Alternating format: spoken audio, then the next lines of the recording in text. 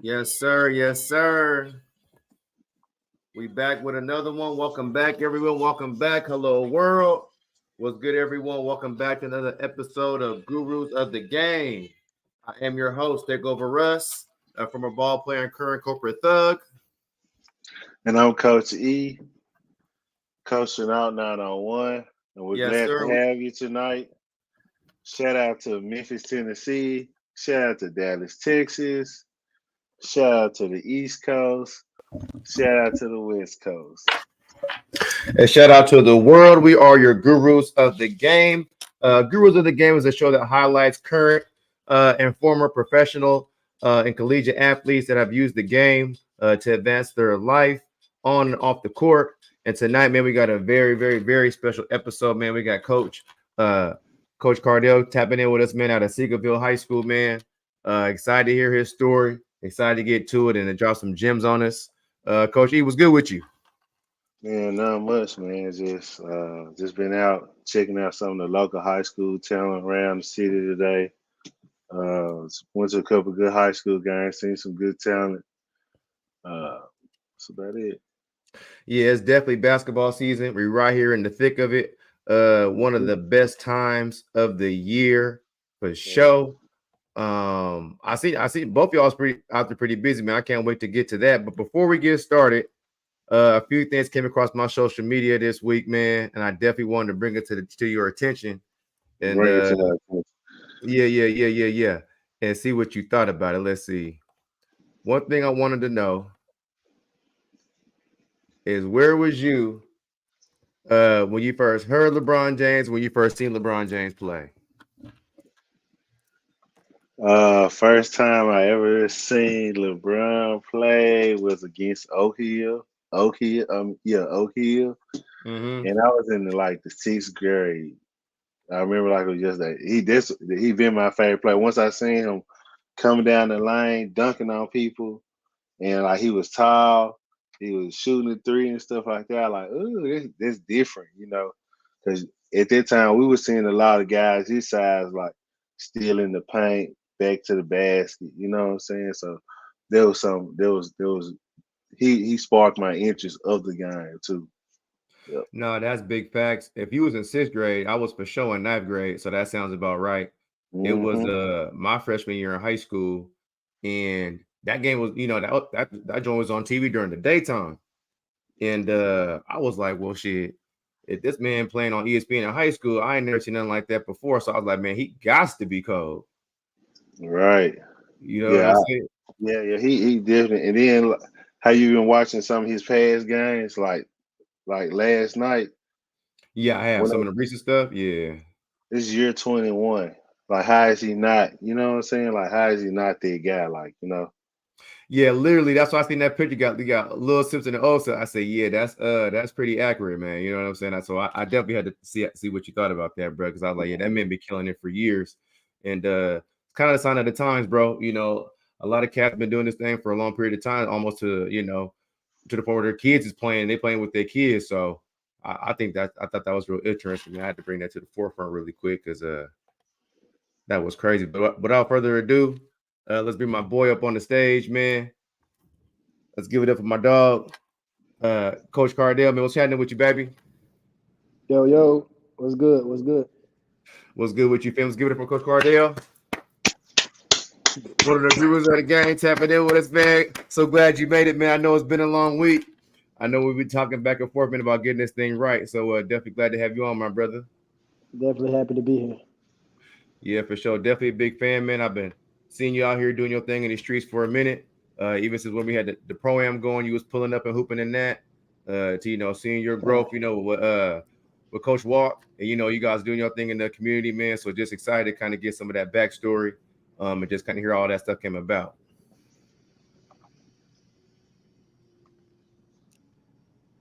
Can you hear me? Yeah, we can hear you. Can you hear us? You cut in and out. What was the last thing you said? I said, no, we just excited to get your story, bro, and to kind of get the back end of how you got to where you at today at Seagonville High School and how all that came about. Oh man, that's a long, long, long story, but I can try to make it as quick as I can.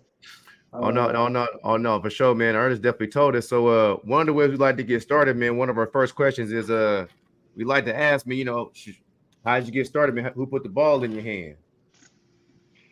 Honestly, man, my dad he put the ball in my hand when I was 3 years old, probably before that, but I started playing when I was three. My dad, New York City legend. He's well known in New York. Came down, met my mom. They had me, and I got a bunch of brothers, bunch of sisters, and we all play basketball. We all grew up in the basketball house, and that's the Cliff Notes version. But yeah, my pops put the ball in my hand at an early age, and I just fell in love with it.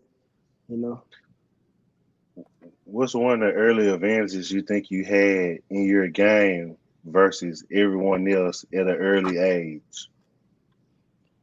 I got to see it at a high level, you know, early in life. So I'm 7 years old on the bench, and my dad's coaching at Carter High School, and his first year they make it to state, and so I'm on the bench witnessing that, watching that 1995, and I'm like, man, it's a high level of basketball. It was a high scoring team in Texas.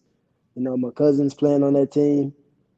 Carter's just rolling, scoring about 100 points a game almost. So I'm watching that and I'm seeing it as a kid, and I always want to live up to it, and play in that atmosphere, and have a team like that and be a part of a team like that, and actually go win it.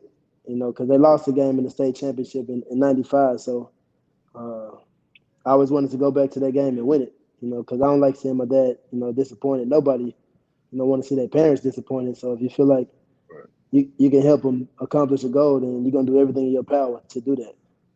How old were you when you were at that game on the bench? I was 7. I was born in '87, and that was in '95. 80s baby, what's up? Yeah, straight up. Ernest probably a 90s baby. But and so wait, and so you were on the bench state championship when your dad was coaching and they lost that game? They lost. They lost to Stanley Bonowitz's team. Man, Stanley was cooking. But yeah, they lost in '95, and then my dad coached me at Carter in 2005. We went to state, and we lost. In the semifinals. And then, of course, I coached at Carter in 2018. We made it to state, highest scoring 4A game in history, and then we lost in the finals. So it's a Wow. game. It's a game. I'm getting there, but I just gotta find a way to, get over that mountain. Mm. So not the, so what about your dad about the New York legend? Was he Rucker Parking it? Was he, Harlem Globetrotting? Like, how was this game? What did you hear about his legend in back in New York, kind of playing ball? Because back then, New York, that was the mecca. You know what I'm saying? So Right. he definitely made a name Definitely. for Rucker Park, Gauchos, any himself. park, any park, in Manhattan, all the parks. Even as a kid, he used to take me and my brothers to New York every summer. We'll go play with the New York kids because they were better in basketball than the Texas kids. So, that attributed to my game as well. Growing up, developing, getting to see, fast basketball, fancy basketball, basic basketball. So it was a lot of basketball in my house, a lot. I know. That's far a lot of brothers and sisters, a lot of 21 in the backyard. Oh, every day, A every lot day. of fights. A lot of fights. My cousin, my little cousin, he's still playing overseas right now. Gary, Okay. we played he was dang near like my brother. Either I'm gonna spend the night at his house or he spend the night at my house. We always, my mom and his mom, my aunt, they were real close. So anytime they moved to an apartment, we'll move to the same apartment. They moved to this neighborhood, the duplexes, we moved into that same neighborhood duplexes. So we was always close. We was always playing, and it worked out, for both of us. We both became pros. Damn. So you was a Texas baby, but you definitely had some but you had some East Coast swagger to you. Definitely, definitely Word. had that. Word. That's fire. So, did you get a chance to play AAU basketball? I did. Like I said, my pops, he one of the first people to start AAU in Texas and to bring guys Mm. around. Back then it was the BCI, and my cousin come down from New York. Uh, I did play AAU. He had his own organization. Back then it was called Slam and Jam. Mm. And after that it turned to Texas Select, and Names change, but the programs don't. The pedigree don't. Word. So yeah, Right. I definitely played AAU. We was an independent team. We did a lot of traveling. We always went to Vegas. We did everything back then, but I definitely played ball year round. Did you while you were playing, like when did you fall in love with the game? Because I know kind of being in Texas, football's real big down here, but I know your dad had that basketball history. Were you kind of like stuck between the two, or were you just like, man, this round ball got me hooked? I would play football. It was fun to play, but I don't like stopping. I like continuous action. Like my mom she put me in baseball as a kid. I'm playing in the grass, and they finally hit a ball my way, and the ball rolled right past me because I'm bored. So Right. she knew that wasn't the sport for me. Football was cool, but I didn't like only having one job to do. Like I like being able to do everything. Basketball, you gotta shoot, you gotta play Right. defense, you gotta dribble, you gotta pass. Football, no disrespect to football because I like to play it. I don't like to watch it, and I played outside, but when it was time to put them pads on, it was too much to understand. I didn't have a love for it, so that's when I knew, yeah, basketball was it. What would you say one of your best skill sets in basketball? Like, what's one thing that everybody knows you for? Like, he can do this real well. Honestly, over the course of my career, it changed. When I was younger, I was more of a driver in high school, and then the athleticism kicked in. Then I was known for being a dunker. And then when I played pro, I had to put up, hundreds of shots a day. Then I turned into a shooter, and once I hit my prime, it was I could do a little bit of everything. But mostly I just play hard, man. I like defense more than I like. I love defense. If I feel like I could lock you up, then I laugh at that. That excites me because I'm gonna lock you up and then turn around and try to dunk on you on the other end. So it's defense, just playing hard. That probably was my greatest skill set. Hmm. Was your dad one of your coaches when you first started playing AAU? Because I mean, he started one of the first AAU like programs. Was he also your coach, kind of like the whole time as well, like a Coach Prime type of deal? Kind of, sort of, yeah, yeah. Okay. I worked my way up to him. I played for a lot of guys, in Dallas. I don't want to name drop, because I know I'm gonna leave some out. But Word.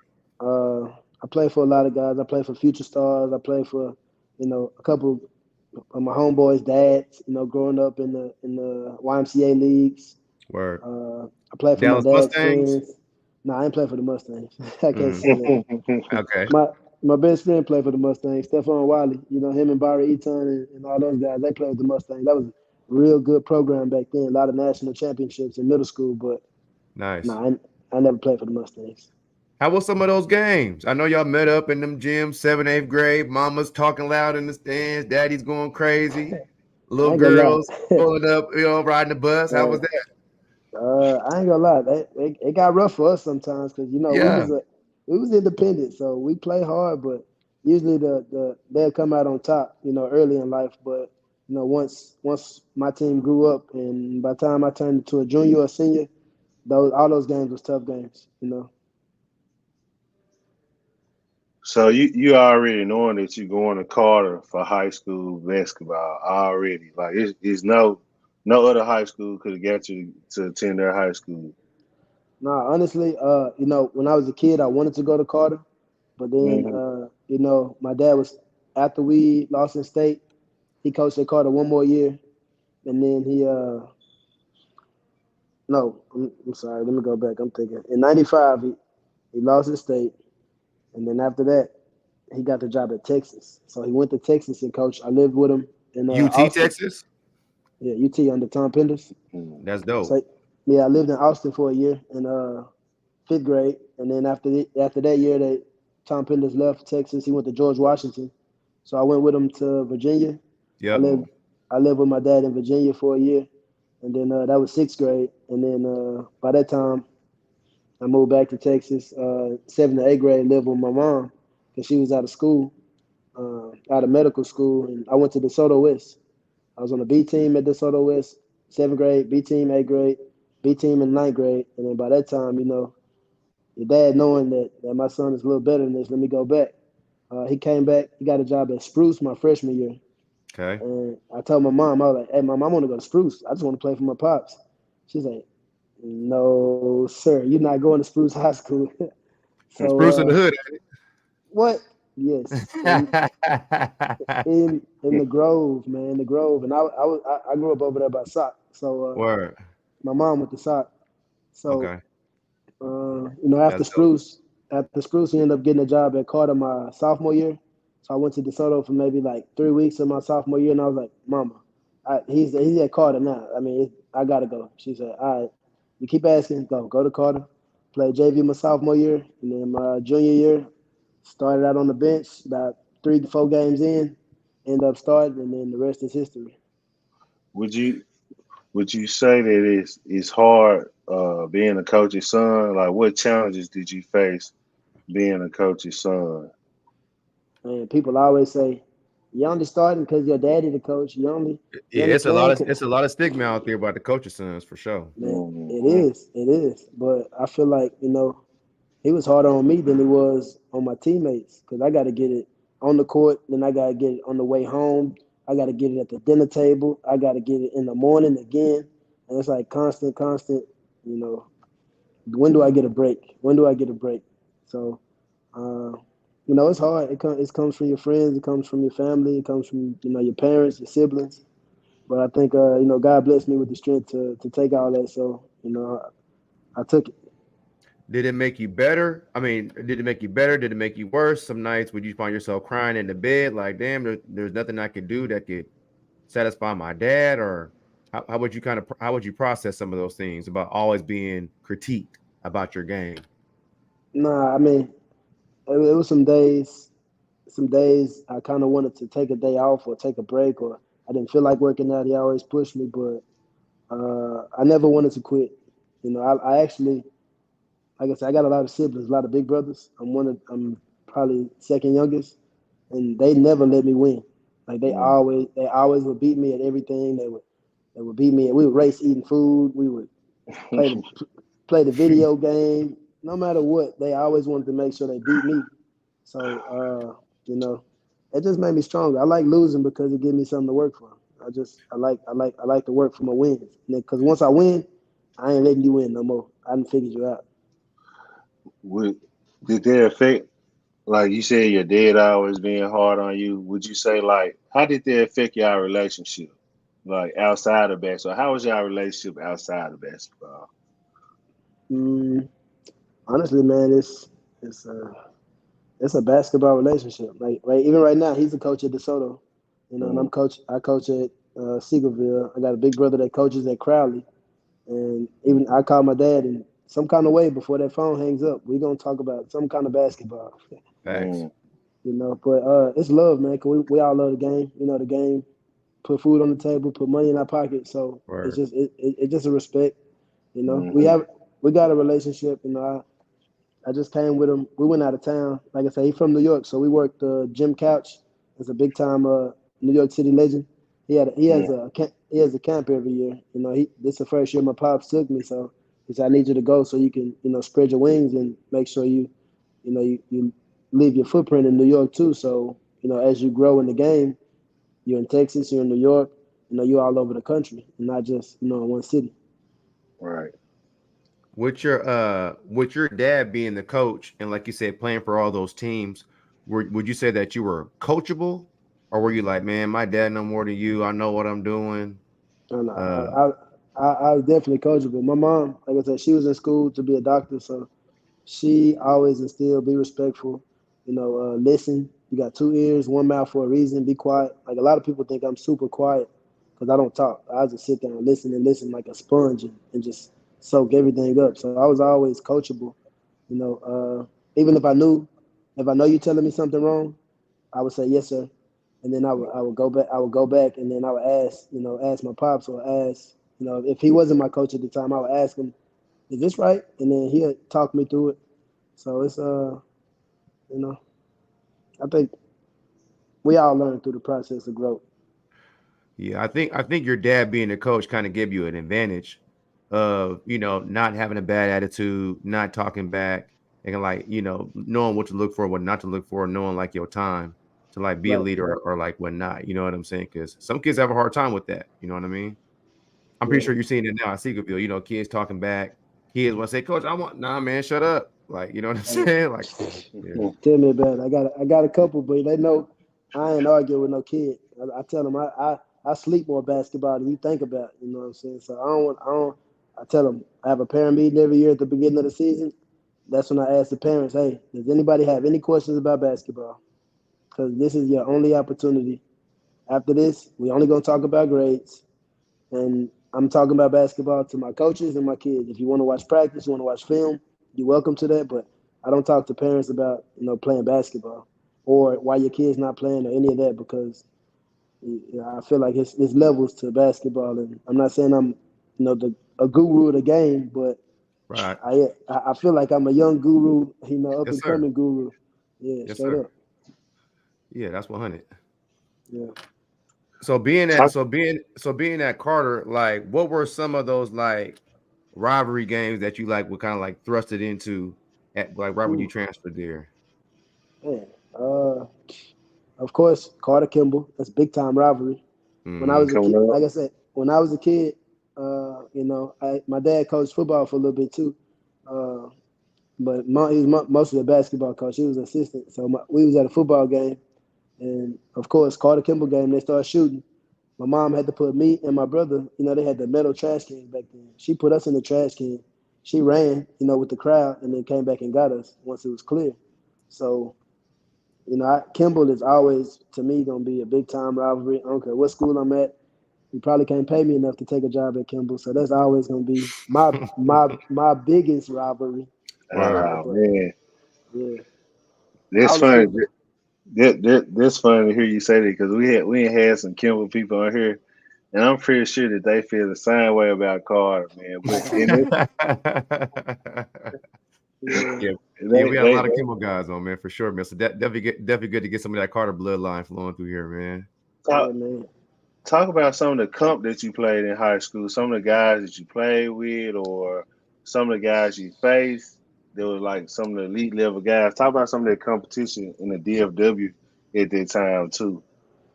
Man, there's so much back then. I start with my team. I feel like I had Okay. a very good team. We had about 6 pros on our team. Mm. We had Brock Keith Payne. We had Jonathan Walker. We had Stephon Wiley. Myself, Michael Crabtree. Uh, the list Michael goes Crabtree on. with there, like the Michael Crabtree. Yeah, he played. We probably know him from football, but he could hoop too back in the day. Yeah, I do know him for football. That's the Michael Crabtree. Yeah, yeah, Damn. yeah. He was Okay, our that's starting dope. four. We That's played dope. four guards in the big. So That's fire. we fast ball. Word. That's fire, Mm. G. Yeah.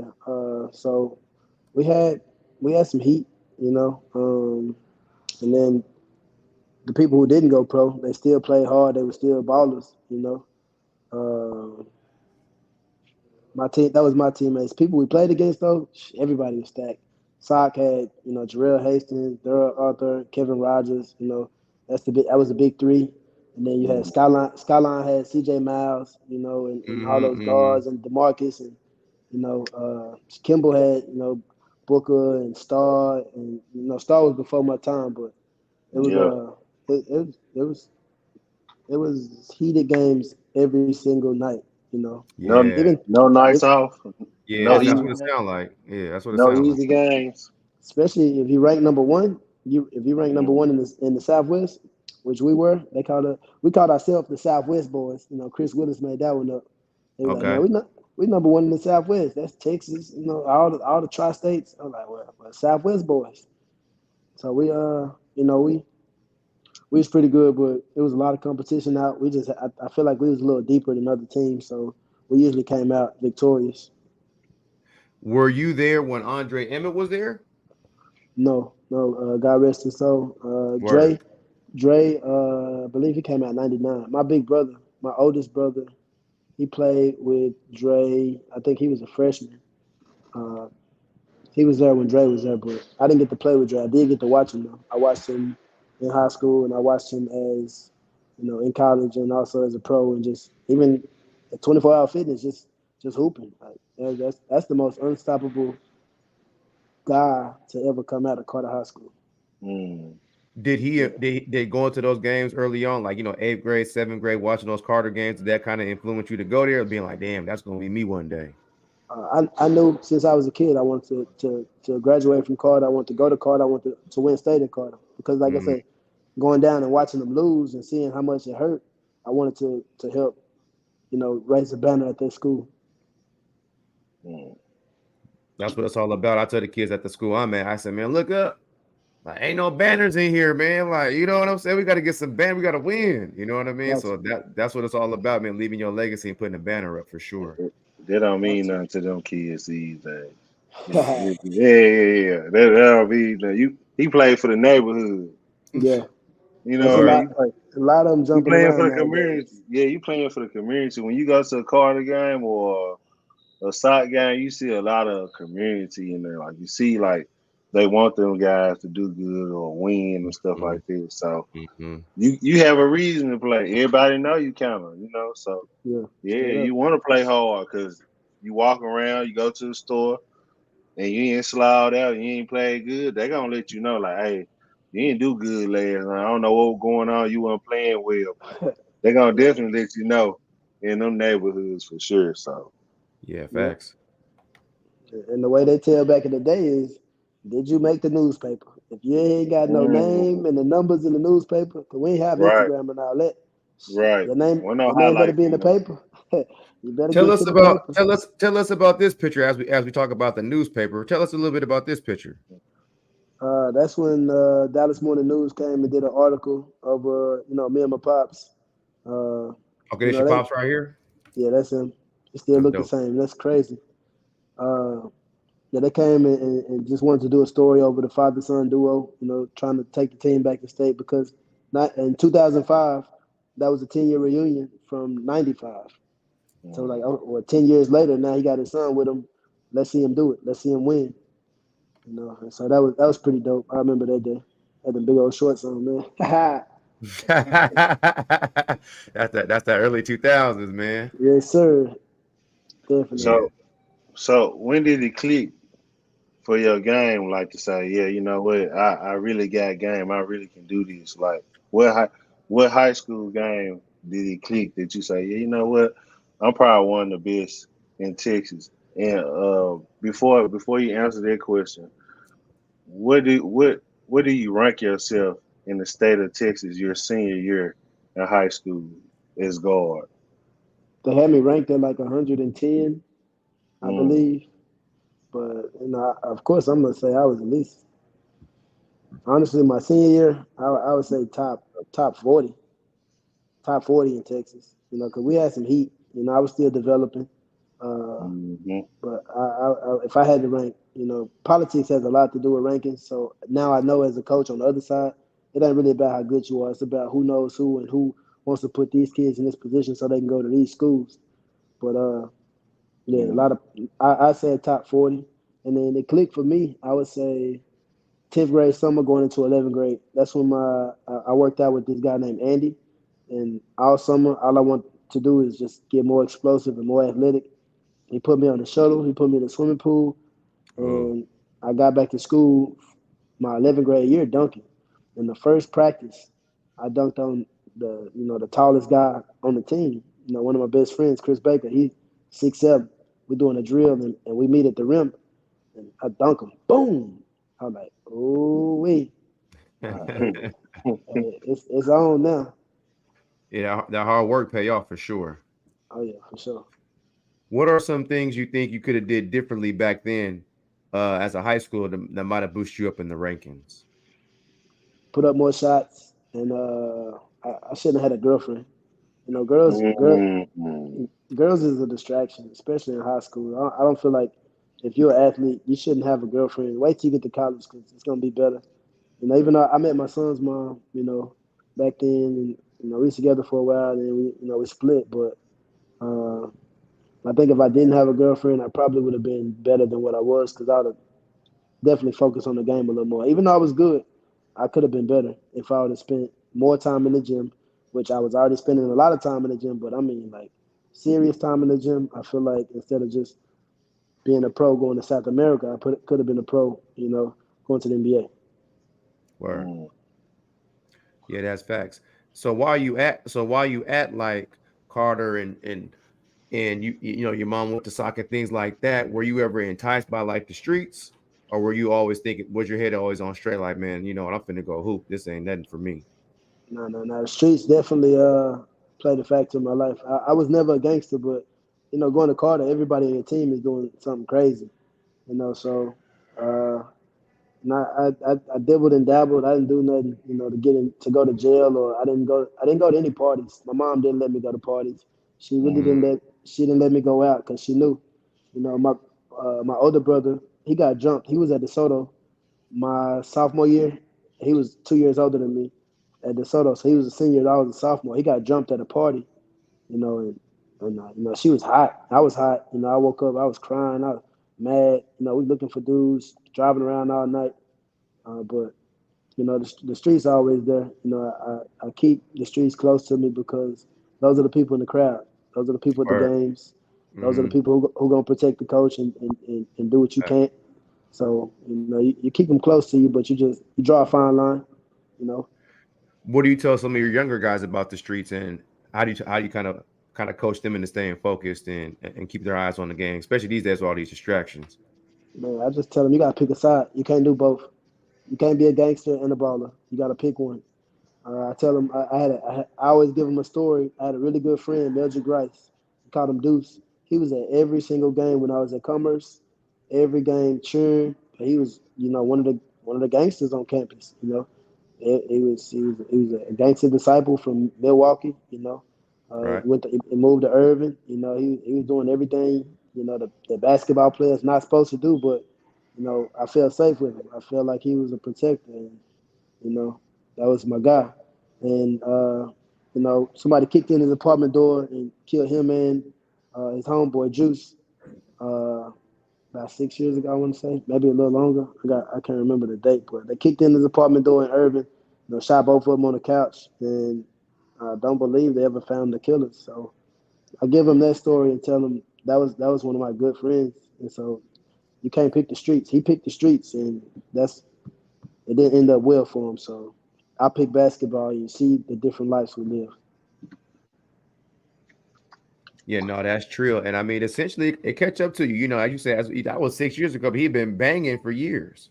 Yeah, yeah, yeah, for sure, for sure. You know, and so that karma, that energy, it might escape you now, but at some point in time, if you keep you keep pushing that out there, man, it's gonna circle back and touch you, man. So yeah, Definitely. I definitely tell my young ones the same thing. So, uh, you say you go to state and high school. Talk about your college recruiting. Like, who are you getting recruited by? Honestly, I graduated high school when I was 17 years old. I was born in '87. I graduated in 2005. I was 16 my senior year. So Mm, that junior summer going into my senior year, I had a few colleges interested, but I was telling all of them I'm going to prep school because that was the thing back then. I'm going to prep. I'm going to prep. I need one more year of high school to develop my body, get stronger, get faster. And then, we make it to state my senior year, and then we lose. And I'm like, man, I don't even want to see high school basketball no more. I'm ready to go to college. But mm, by that time, it's like, no, everybody college is full, roster's full, scholarships gone. So mm, I end up saying, okay, well, what's the closest school to here that's Division One?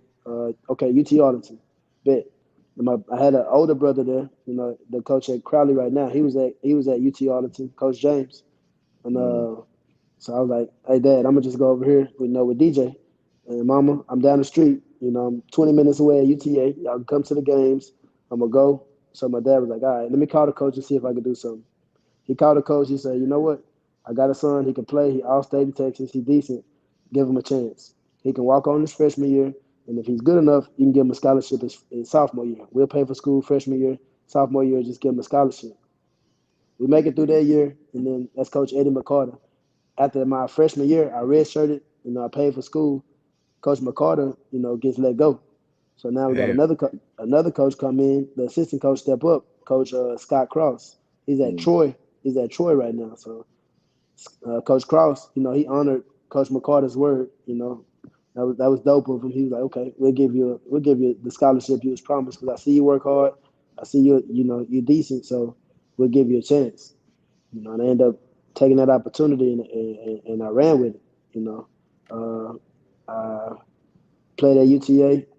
I didn't play the first few games. Still, I played spot minutes, and then finally, my sophomore year, I ended up starting a little bit, and we go to the NCAA tournament and make history. We still currently the only team ever in history to go to the NCAA tournament at UT Arlington. So Let's that's give it up for that. that's a big thing. Let's give it up for that. Let's give it up for that. You know what I'm I'm saying? wait. I need to go back, man. I'm waiting on the boys to go back, man. Good luck to them this year. Yeah, absolutely. I mean, that's what it's all about, man. All you got is your legacy. You know what I'm That's it. saying with this game. That's it. Yeah, bro. And so putting that banner up, everybody don't get a chance to do that. You know what I'm saying? Some cats dream about stepping that D1 and being in them arenas and traveling, bro. So Yeah, salute to you for that, King. Real talk. That's big. appreciate it. Appreciate it. Mm-hmm. So yeah, I played at UTA 2 years, and then after we went to the tournament, Coach Cross, he really didn't want to be a scorer, and I wanted to continue my game, so I ended up transferring, and I went to Texas A&M Commerce, and I got my numbers. I got my D1, I got my ring. Now I had to go get my numbers so I could continue playing. Right. I did that, and then the rest history. Talk about the NCAA experience, because everybody don't get a chance to go. What's it like? Man, that's crazy. You get the police escort. The signing day is crazy. All the fans calling your name. Even the people that don't play. The hotel is good. You get fed good. The per diem, I think it's like 100 a day instead of 30 Oh, a day. Yeah, that was oh. Mm. back then. You was like, ooh, I'm eating the mac chicken and I'm saving the rest of this. No, fact. Big time. You going to the mall after the Yeah, games. straight up, go get some J's or something. Word. Uh, Right. but yeah, no, it was cool, man. It was definitely a life changing experience. Make you want to go back. Word. Mm. Word. What are some things like playing college basketball that you think you would tell some younger guys to prepare for? What is it more of a mental thing? Is it more of a speed thing? Get Or in is it shape. Get yeah, get in shape. get in shape and stay in shape. And when you think you're in shape, get in more shape because you're not there. College is just a lot of running. It's a lot of cardio. You got to get strong. You got to be able to shoot the ball. All right, work on your jumper. Get in shape and watch film and learn. Be a sponge. What do you feel about the NIL? I feel like it's dope. I feel like kids should get paid, especially back in the day. We used to get 400 a month when I was on full scholarship. The extra I had left over was $400 a month. Now, if you go buy a pair of shoes, now you got $200 for the whole month. That's for food. That's for gas. It wasn't enough. So I feel like if you're a kid that's likable, people should pay you for your likability. You know? Yeah, name, image, and likeness. Yeah, yeah, facts. Mm. I feel it, but now this is a big discussion out here. We have like this big out here because I feel like the NIL should be tiered. Like it should be levels to it. Like Yeah, certain players should only get a certain amount. Like they should be able to get capped off. And then, like let's just say if you got a Nike deal, let's say they're gonna give you 1 million, right? yeah, That you get 10% now while you're in college, and then you can get the rest once you probably enter the draft or once you graduate. Y'all work that out or whatever the case may be. The way to keep you level head, keep you like still grinding, if that makes sense. That's my outlook on yeah. I mean, it's a business because usually if you play for a Adidas AAU team, the Adidas colleges are gonna try to get you. it. Right, When you go to the league, the Adidas shoe, they're gonna try to keep you in the brand so that right. you could bring them more money. So yeah, it should be levels to it, but at the same time, I feel like every athlete is different. Everybody got different situations. Everybody got different households. Yeah, This athlete might need a little more money than this other one. You know. yeah. I feel it. I feel it. But they don't play as hard once they get the money. Like and a prime example is look at LSU. They girls. They Yeah. just got spanked by Colorado. The girls got their money, and now they what I'm playing hard for now. You see You what I'm right. saying? This how I look at it. Like once you get the money involved, not playing hard, it's hard no more. Yeah, but you That's got to that's remember how though, it's that time of year where you're really trying to figure it out. You know, you're gonna play your best basketball in February, March. But right now, everybody kind of like getting off that summer lackadaisical. It doesn't mean a lot right now because your coach ain't preaching be great today. You know, they want you to be great, but you know, you want your I, best basketball next year. I feel where you come from, Yeah. but yeah, You like play hard every game. I feel that yeah, too. yeah. Yeah, Come I with feel it, that. bro. Yeah, Come with I it, feel that. man. We It giving you makes M's. You losing Colorado. Come on, bro. Just like y'all losing the uplift. hey, It makes sense. I ain't say that, man. You did. You did. No, I'm just saying. He I dissing ain't say uplift, ain't he? He cold, man. He dissing no, uplift. no, Okay. no, no. Hey, It man. don't. I didn't say which uplift. I just said uplift. Yeah, yeah. We Never gonna know have which up. one. Hey, Uplift about to be calling me. Put us on the schedule, coach. Right. Hey, Nah, bro. we ain't ducking no action though, man. So whoever wants some, man, win, lose, or draw. I done got beat by 90, you know. So I don't care. Mm, I play anybody now. As you were coaching, you got beat by 90? Yeah, man. Coach Doug at Lancaster, he got me. And I'm coaching his son. I coach his son for AAU. He still picking up a full court in the fourth quarter. I'm like, come on, coach. Oh You yeah, know, he but took that on you. oh yeah, but it's all fun and games. You know, I wasn't Of tripping. course. Of course. Yeah. My kids wasn't that good, so I would do the same thing. Mm-hmm. Yeah, Yeah, he definitely blessed you in, you know what I'm saying? He knew who you was, man. He had to bust you into the game real quick. yeah, yeah. yeah. Facts. I mean, if I can get them back, best believe I can get them back. No, for sure. Tell us about life as a pro. You know, you at Carter playing big games. You Yeah, go to UTA. Shit, you walk on first year, second year, you get to Scally. You end up going to the NCAA tournament, turning something out of nothing. Then all of yeah. a sudden, you know, you cashing a check now, man. You getting paid to play. How does that feel? It was cool, man. It was like college without class. So all you gotta do is wake up, work on your game, you know, lift weights, practice, go take a nap, wake up, go back to the gym. That's the life you want to live. You know, that's it was fun. It was definitely fun. You know, that's old back in the day. That's all star picture. A dunk contest. I came in second place. This Mm-hmm. kid put it through the legs. Marvin Cairo. He should be in the league in the NBA, but I think he couldn't get his papers right. But he put it between his legs and beat me in the chip. But playing as a pro is super dope, man. If anybody can experience it, I would tell them to go do it. If the money right, you know, the situation right, you know, go let the ball take you around the world for as long as you can. Were you there to see some guys ruin it for other people? Because you know now these days those opportunities aren't so rampant, right? You know, you got some guys over there cursing out the coaches. You got some guys over there taking the money and running. You got some guys over there doing illegal things. Yeah, I mean it happens. You know, I've seen it. I got homeboys that went over there and cussed out the coaches and had to come back, and then you know they lied to everybody like, "Why you back so early?" Man, I got hurt. Nah, you ain't get hurt, boy. I know what happened. I know what really happened, man. But nah, it's you know, a lot of people. You just got to be coachable. That comes when you're over there by yourself. You don't speak the language nobody else speaks. That's where your character comes out. You got to be a man. Stand on your business. You know, work Mm, out. Yes sir, no sir. Sometimes your payment might be a day or two late, but you can't trip.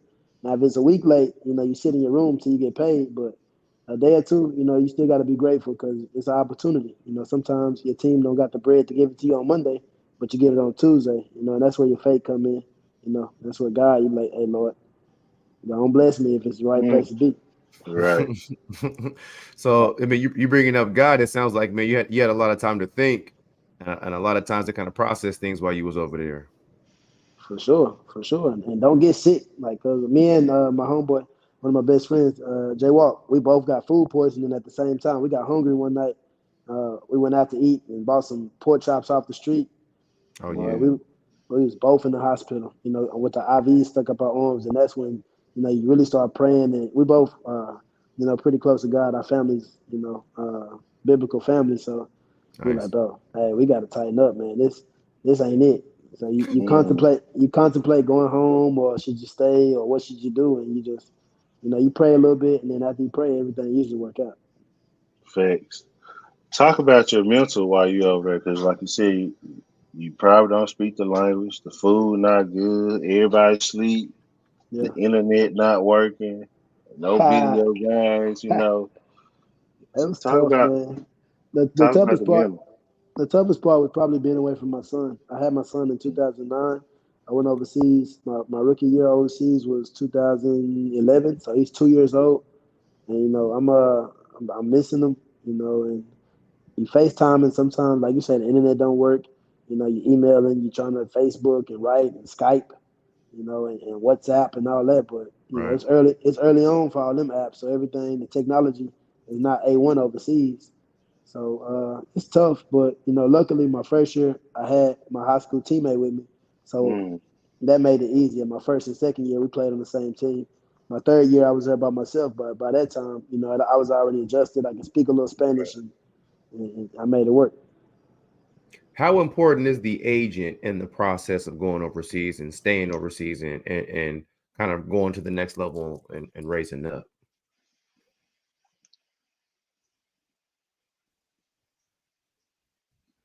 Then his phone died? nah, Okay. it's probably just time out. Yeah.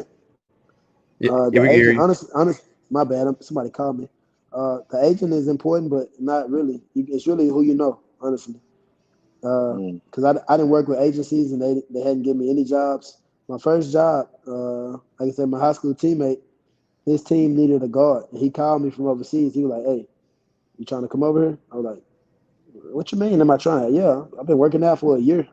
I'm out of college a year. I'm working out. I feel like I'm in my prime. He was like, "We need a guard." I said, "Well, hey, tell him put me on." And mm. I went over. They liked me, and they asked me to come back a second year. And then another team asked me back my third year. And then by that time, my son's about 5. And I'm like, I got hurt, had to come back and get surgery. I said, you know what? I might just go ahead and start coaching it and raise my kid, because I'm missing too much. I can't continue to live my life, and I got my son over here, living with his mom. You know, I just couldn't fathom that. Yeah, So no, that's real.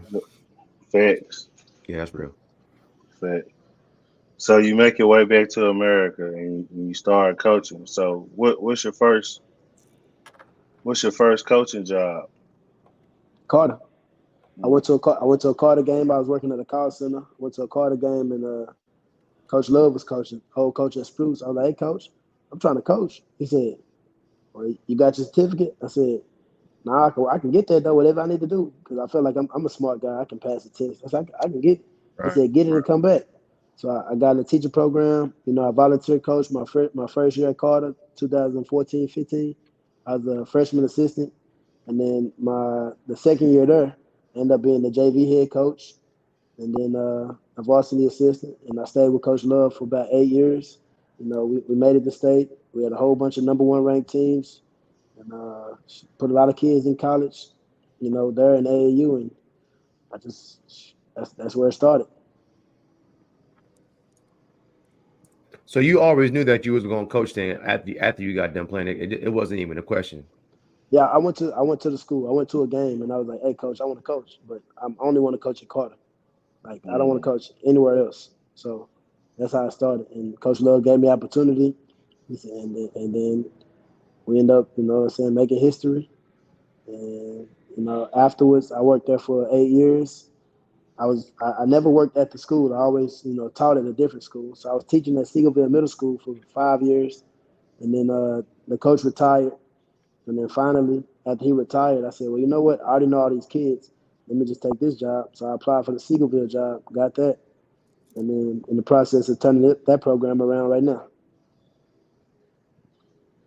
Talk about talk about just being a coach now. Like what you think the difference is. Hold on, real quick before we get to that. And so this is at Carter, this Yes, picture.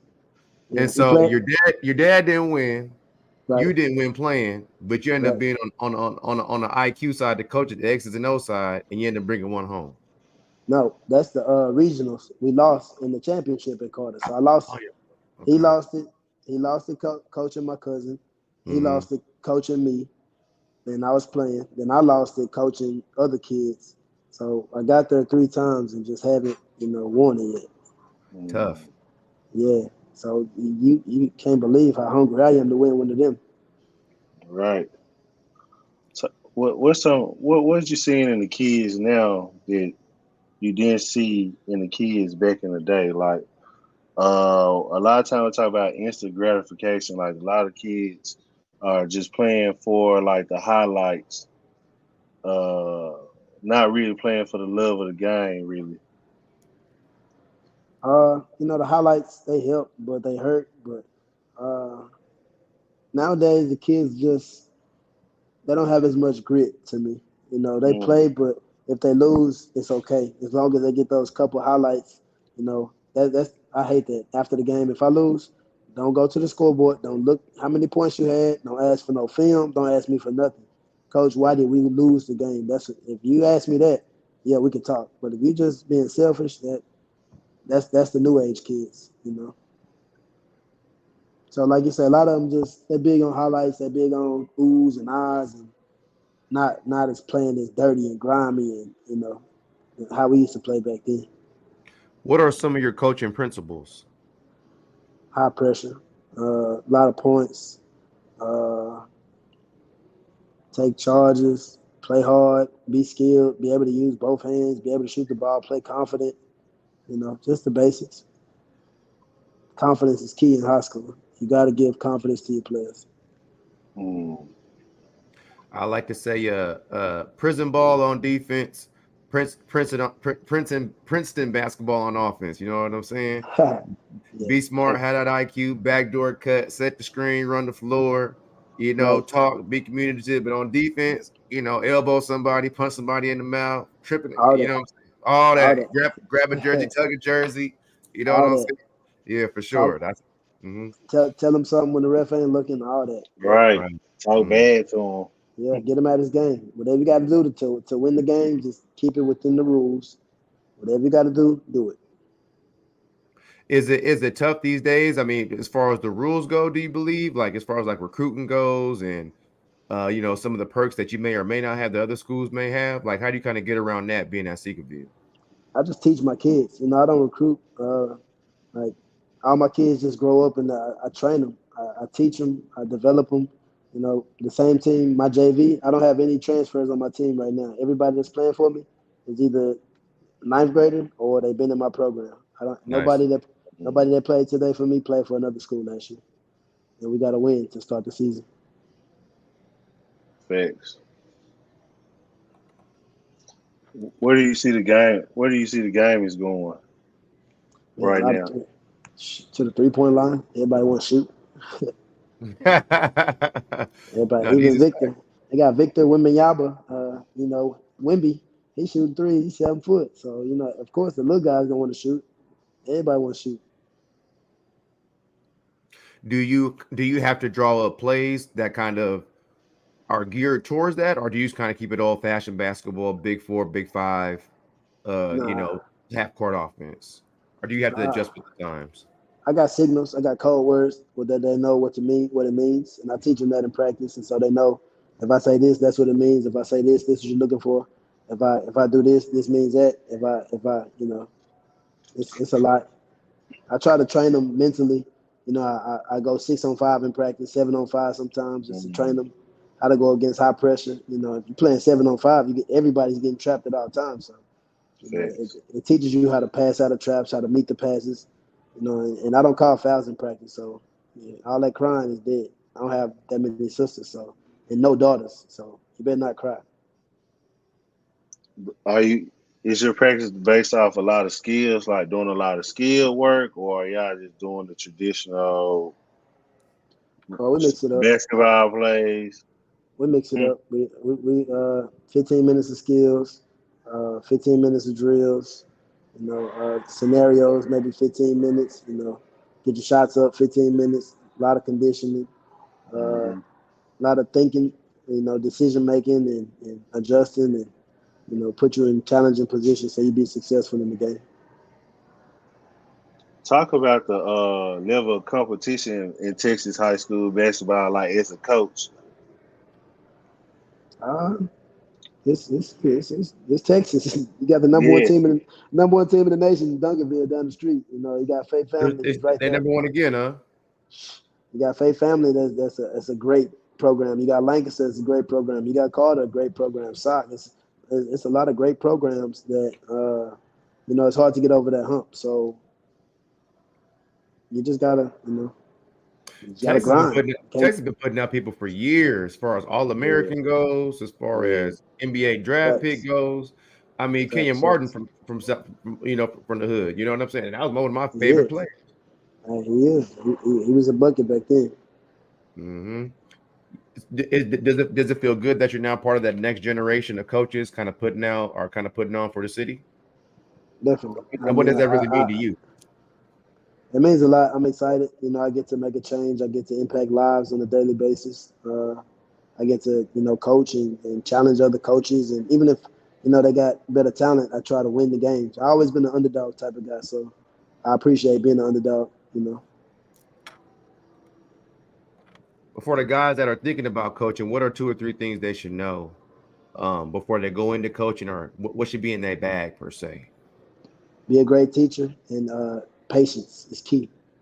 So Mm. you got to be a great teacher. I mean, in the classroom, like I take my class very serious. You know, I teach. I try to teach just as good as I coach, and I feel like I'm one of the best coaches. So I got to be one of the best teachers. And then be patient with the kids, because these kids, you know, they're gonna get on your nerves. They're gonna do stuff bad. They're gonna do a lot. You just got to be patient with them, but also uh, instill discipline in them. You know, because a lot of their parents are younger parents, and they try to be, you know, cool with them. So you got to just establish a discipline, be patient with them, and just teach them. Teach them as best you can. Facts. Talk about like you play, like you coach AAU as well. Um, what do you think is the difference between the AAU and the high school coaching? Like, what's the difference? You would Right. say? Just the speed and the talent. AAU, the games are a lot faster because everybody want to play and everybody can play. So that's really probably what polished me up the best for high school ball because, you know, if I got a team full of pros, you know, future pros or Division One players. You know, I coached at a high level AAU for a long time. That That taught me how to win. You know, but then you go to high school ball and you don't have that much talent. That teaches you how to, you know, strategize and figure out a way to win. So when you put those together every year on a consistent basis, no talent, you win with that, and then a lot of talent, you win with that that you know that speeds you up super mm-hmm, fast. mm-hmm. Facts.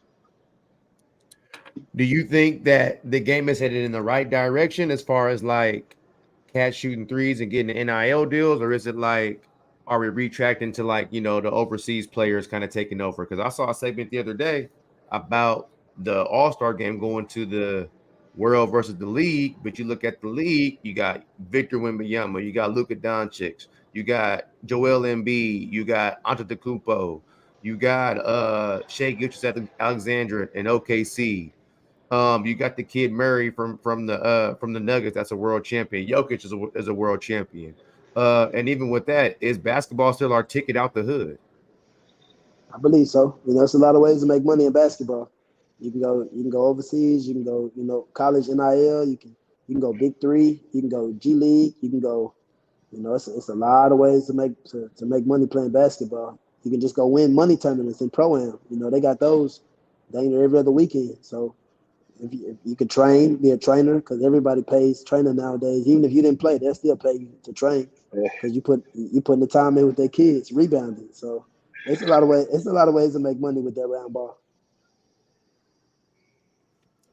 Yeah, no, that's a fact. I just know it's just a question. We had a few coaches come on here, and they strictly looking for kids not American, because some of those kids start playing ball early. Some of those kids might not have the attitude. Some of those kids just want a pair of shoes. I mean, as far as coming to Yeah, America and getting those kind of not being in a hut in the middle of Africa. You know what I'm saying? Just kind of being over here and getting Americanized and just living right. living a life of freedom instead of kind of being appreciative of that instead of having that prima donna attitude.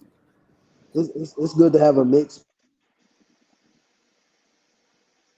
There you go. Oh man, his phone died.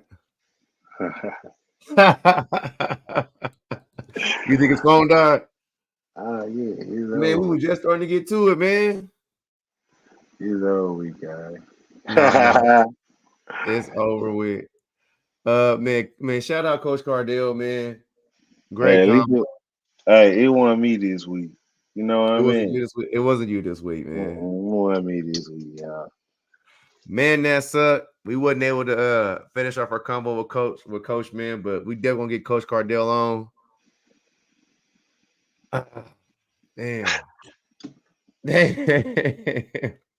That phone died, man. That iPhone, man. We got the chopping it, but that was a good conversation with Coach, man.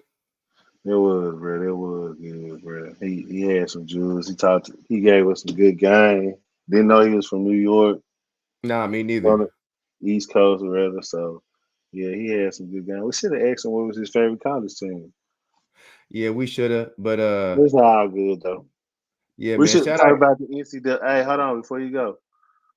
NCAA basketball just started up. Who your team? Who your team? Who I'm rocking with? Yeah, who you rocking with? That's what I meant to say. I'm gonna go in North Carolina. Oh, okay. I'm gonna All go right. with UNC. They got some guys returning this year. They still got the big kid in the middle. So I'm gonna go in North Carolina. I like USC with Bronny and them. They got the number one point guard coming I in. like one too. Mm-hmm. They in the Pac-12, so they're gonna be finishing out strong this year. I think this is their last year in the Pac-12, and they're going to the Big Ten with like Mm, Ohio State, Michigan. Money mm, talk. That's a different yeah, segment. You so. know what I'm saying? But yeah, I'm going with SC. Who you going with? And don't say Memphis. Bro, you already know this, right? Don't say no damn Memphis, man. Bro, I ain't gonna lie, this definitely what I was gonna say, bro. You know Oh, I'm a Memphis. Okay. die hard Tiger fan, man. They can go 5-25. I'm gonna rock with them. But Straight up. no, I'm definitely going Memphis, and then who else I like out here? I like North Carolina too. I Okay. like who else is normally good? Man, it's so many teams, bro. Like University of Houston. They just got P. Miller's son. no. They made the Final Four last year, or they made like the Elite Eight last year, or something like that. University of Houston did. I don't mess with U of H simply because they be beating Memphis in like the little Oh, cup. okay. We'll say that then. So yeah, I don't rock with them at all. Okay, no, say that. Okay, Kansas. Kansas got a raw squad. Oh, yeah, I like Kansas. So Memphis, Kansas, Kansas got a raw squad. and I like North Carolina, like you said too. It as the season go on, I have more answers for you as I continue to watch though. But those my three right there though. Yeah, that's fire. Let's keep an eye on them. We got to circle back on that. We definitely got to do a bracket buster whenever the NCAA tournament come around. You might have to do Mhm. something for the people. Put up a little pot, have everybody dive in, and, you know what I'm saying, put some money up, see who the Right. winner is, man. Get some bread back to the people, man. Facts. Yeah, absolutely. But we at that mark, man. We appreciate everybody tuning in. So sad my boy Cardell couldn't finish out the episode with us, but we will have him back. Him, his brother, his pops. We definitely got to bring that had that family function going. Facts. Yeah, that bloodline. Well, nah, Mm. man. Appreciate everybody tapping in with us, man. Catch us next week. We got another fire episode for you guys. Chanel, you got any last words, my boy? Shout out to everybody who tuned in. Thank you guys for watching. Thank you guys for sharing the flyers. Uh, Yes. we appreciate you guys. Yes, sir. Yes, sir. Each and every episode, man, we're gonna try to get this thing better. Keep riding the ship, keep enhancing it, bigger, better, quality improving each and every time, man. So we appreciate everybody tapping in. As always, stay out the streets, stay in that gym. Gurus of the gang. We signing out, baby. So now. Yes, sir.